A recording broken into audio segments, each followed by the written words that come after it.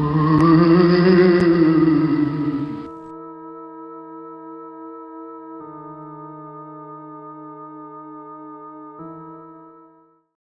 then guys, it's me Kit again. I am finally back after taking a short break since reading the first chapter of Ghost Stadium, which was written by Tom Palmer. So, I'm glad you learned so far about 3 Year 9 boys. Jack, Lucas and Irfan had set to camp in the old abandoned stadium. So, we're going to continue to start another story, and halfway through in the middle of the story of Ghost Stadium.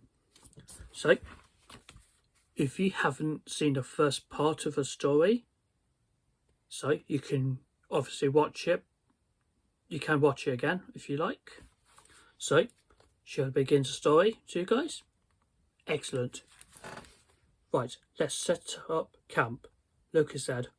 He tried to sound keen to break the strain they were feeling thanks to Jack's bad mood. Lucas knew he needed to get back the high they had been on when they came out of school. This trip was a big deal. They'd been planning it for months. Jack was putting the dump panel on everything, and Lucas wanted to stamp that out. Ivan seemed to want to improve the mood too. I can't believe we've got 6 weeks off school, he said. This is such a good way to kick it off.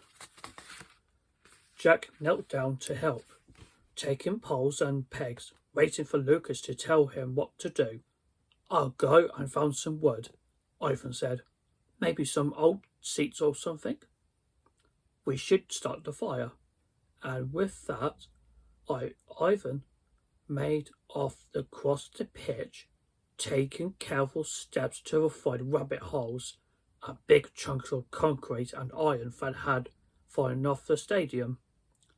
For the next couple of hours, the boys sorted their camp. Now they were used to the stadium that began to have fun, but was about to change.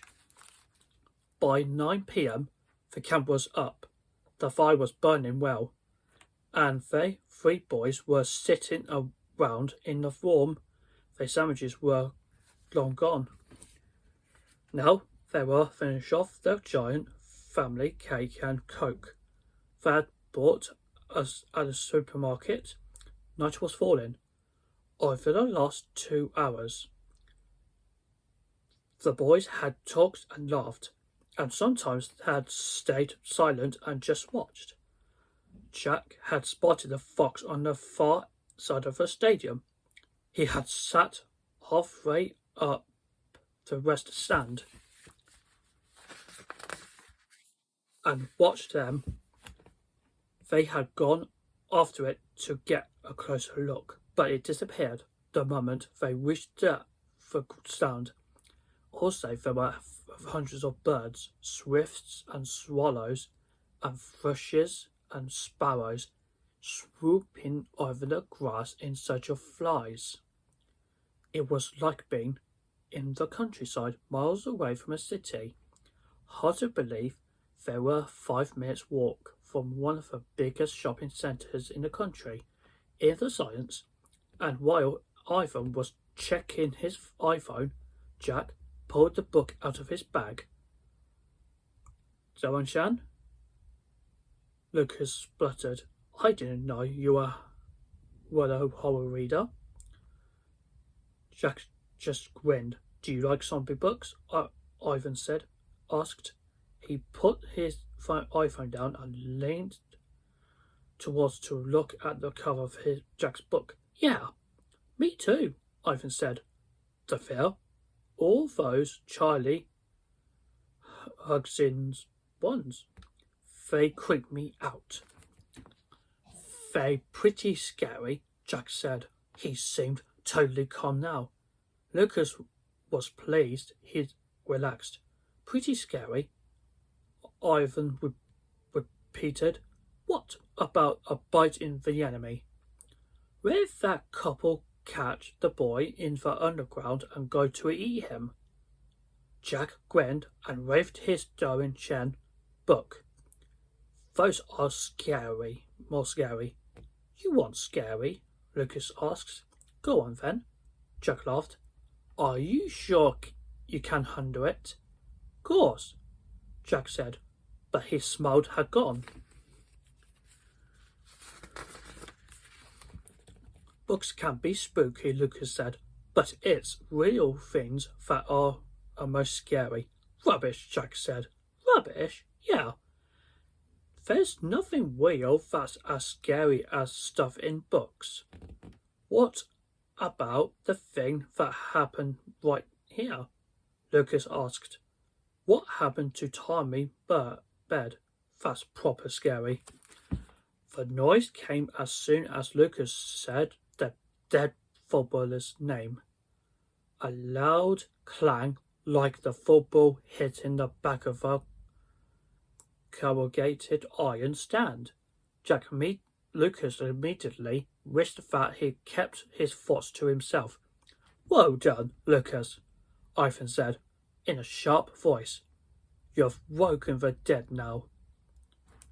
Lucas looked at Jack as he waited for a remark from him, but Jack looked down at his book and avoided eye contact.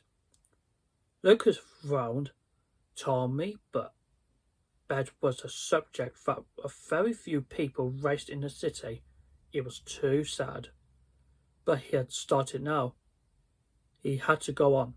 Just before Yorkshire County FC closed down 5 years before, they had had a world-class player.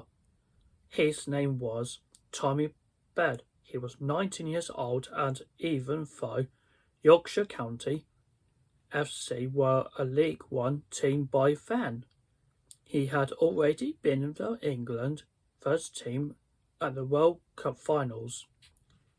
People said that teams like Man U, Chelsea were looking at him, even Barcelona. But Tommy Bed had died in the accident. In this stadium, now nobody knew what really happened to him. Nobody was charged with any crime. The police inquested it called it death by misadventure, but Tommy's bed death had started a chain of events that meant that Yorkshire County FC had ceased to exist. What other children of books do you like? Lucas asked Jack. He wanted to change the atmosphere that he had caused by talking about Tommy Bed.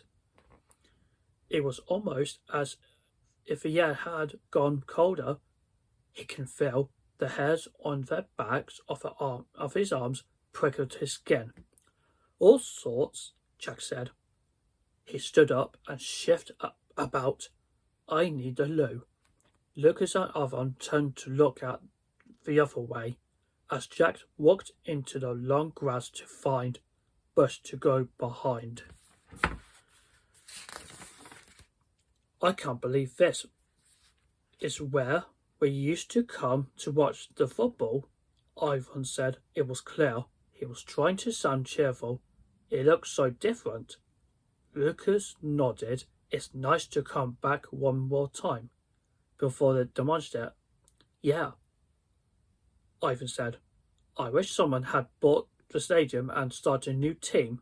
I miss it a lot. Just then, heard Jack coming back. We should have a look round, he called, before he goes dar. Jack stopped, speaking at the same time as Lucas saw it again. The black shape, swooping or falling, in between the camp and the main stand. This time he could see it. It wasn't a bird. The shape was a man. Unmistakably possibly a man. Lucas swallowed. Did you see that? He asked. Yes, Ivan stuttered. They looked round to see Jack standing still in the long grass. I saw it too, Jack said. All of a sudden, the evening seemed much darker. The spaces at the back of the stands were voids of darkness. The only real light was coming from the sky, and that was fading fast.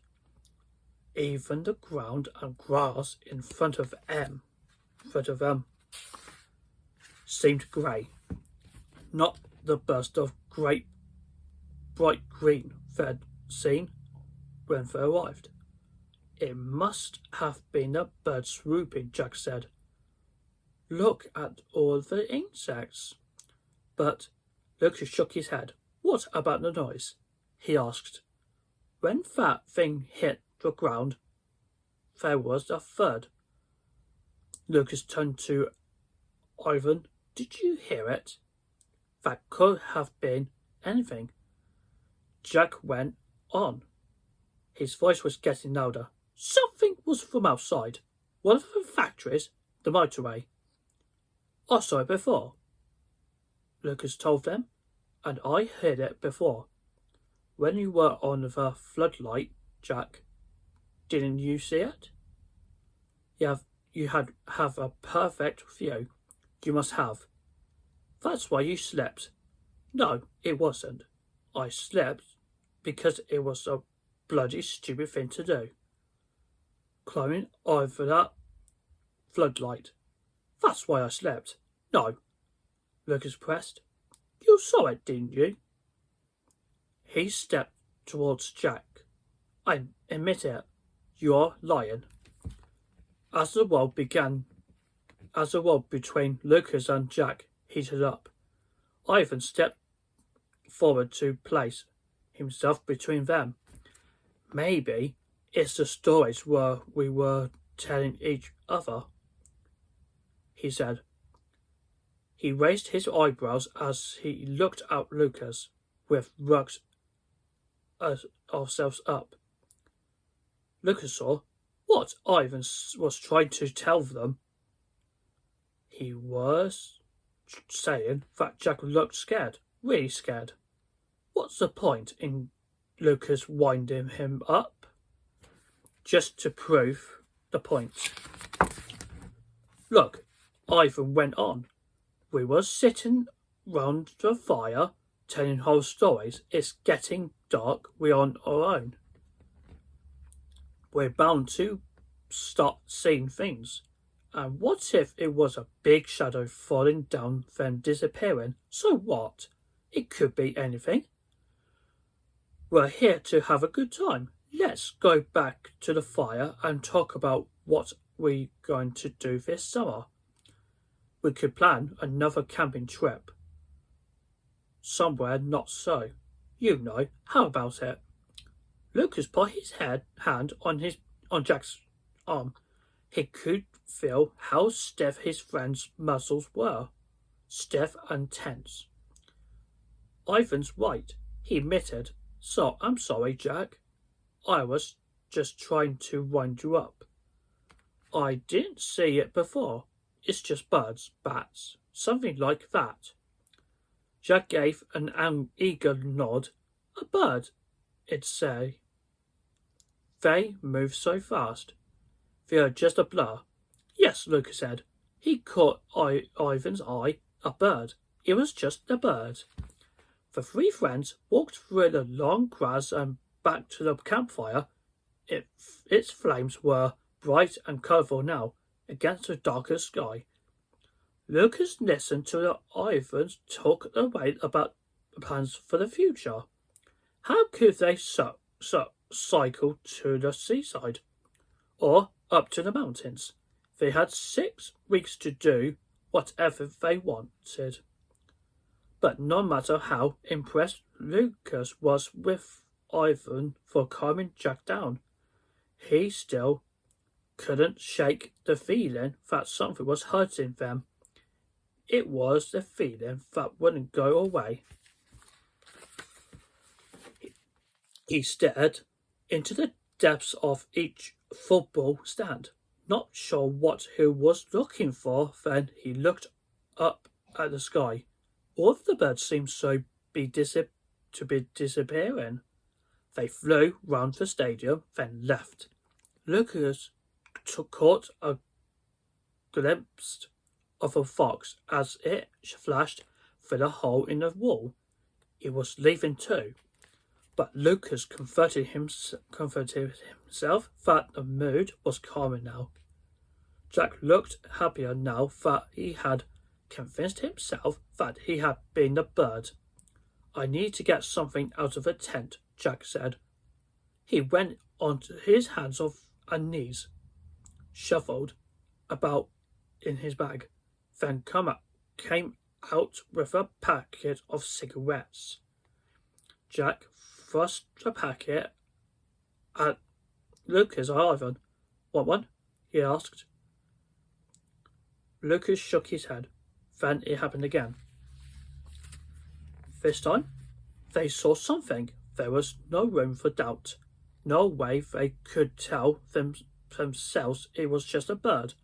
A black shape fell, slow at first, from the top of the floodlight. Then, faster, it hit the ground hard. Ah!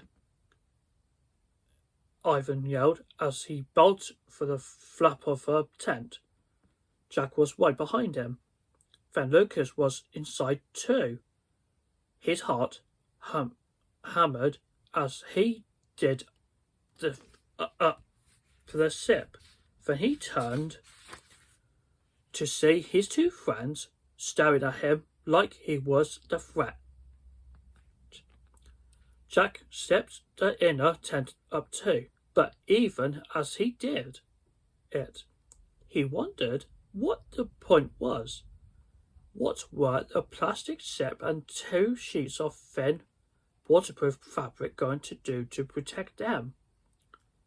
And there was another problem. They had no idea what the thread was.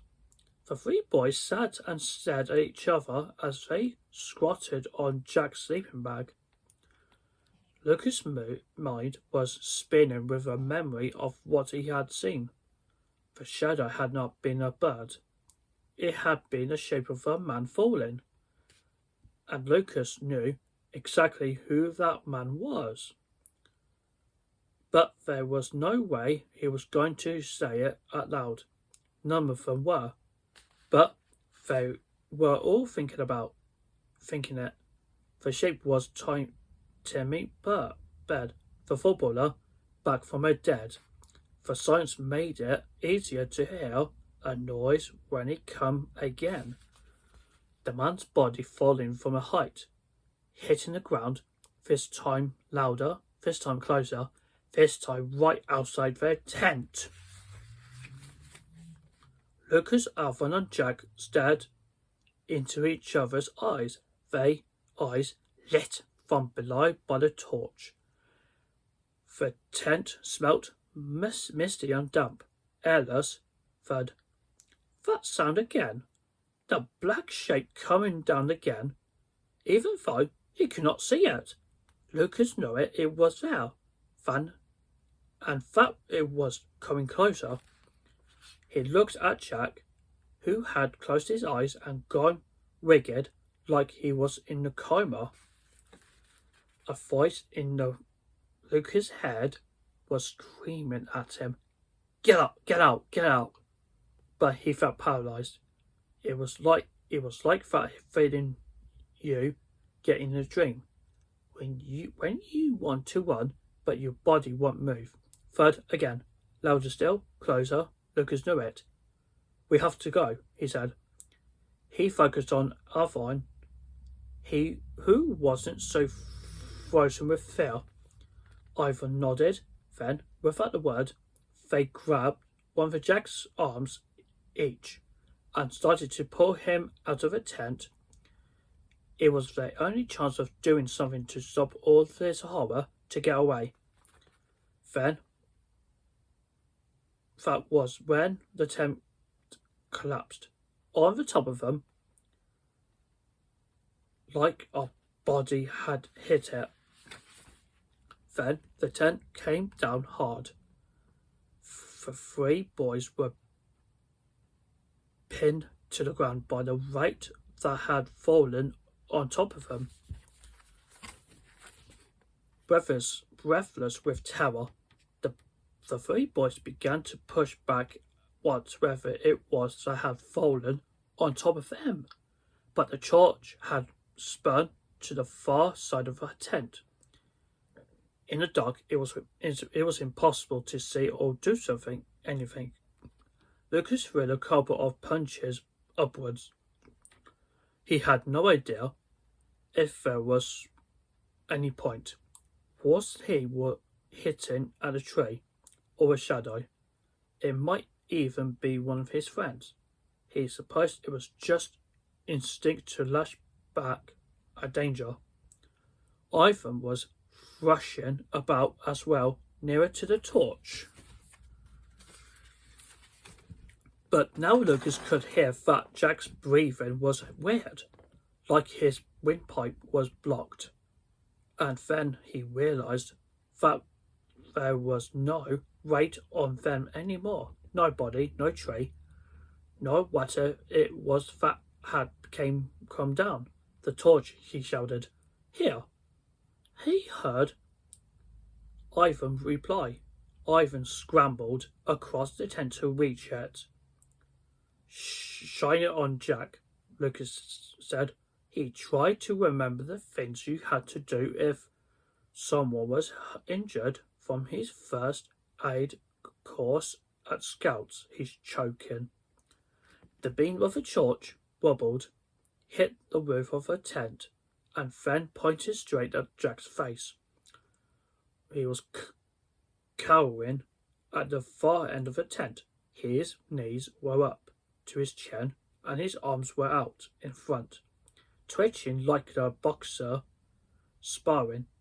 Jack, Lucas shouted. It's okay, Jack.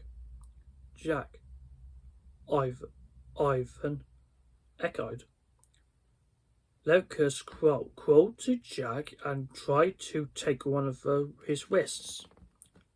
Jack's hand lashed out and struck Lucas on the chest. Lucas crashed back against the inside of the tent. Lucas knew something terrifying was taking place. The force which he had been flung back was not what he would have expected from Jack. Jack had never had power like that before. He had never flushed out, had a fly, or even hit anyone. Jack stared at the other boy in horror. His eyes were drawn to Jack's as they opened slowly, but they were not Jack's eyes. They were shining, bright, wet black eyes. No pupils, no irises, no whites. Just never-ending blackness. And now there was a terrible smell, like something electrical was burning, but stronger, so strong Lucas and Irfan choked, barely able to breathe. They edged backwards at the same time. They were cornered. They had no idea what was going to happen next.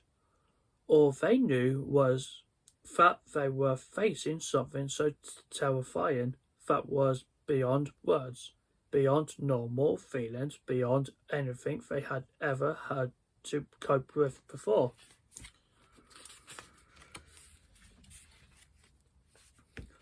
Lucas pushed himself to the back of a tent. Irfan was doing the same. Lucas' eyes felt hot and his throat was dry. Jack glared at them with his shining, brilliant black eyes. They had to get away from him. The two boys made a move as one, lunging for the zipped flat behind their friend. They wanted to get out of the tent. It didn't matter what it was out there. It couldn't be worse than it was in here. But as they scrambled past, one each side of Jack, he snatched at their wrists.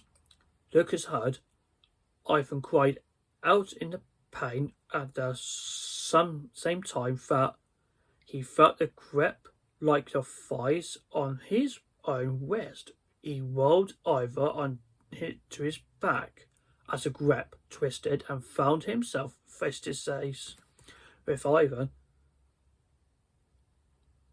The pain was extraordinary, and the voice that spoke to them was not Jack's. It was deeper, slower, darker and faster, and each word was like a punch to the head. The two boys could do nothing but listen and tremble. No, please, Mr. Chairman, don't make me, please. I have changed my mind. I'm not going to the press. The tank came down on them again, but there was nothing they could do. It was chaos. It was terrifying.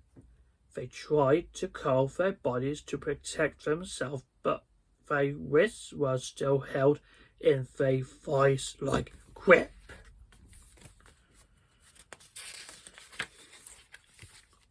And now it was dark. They heard movement, steps scrambling, then silence. They couldn't hear him. They couldn't see him. Lucas and Ivan realised that Jack had gone. Come on, Ivan. Go into his knees and in the tent and grab the torch. He's gone. Let's get out of here. For foxhole, Lucas said. Yes! Ivan led the way. They ran hard, too hard.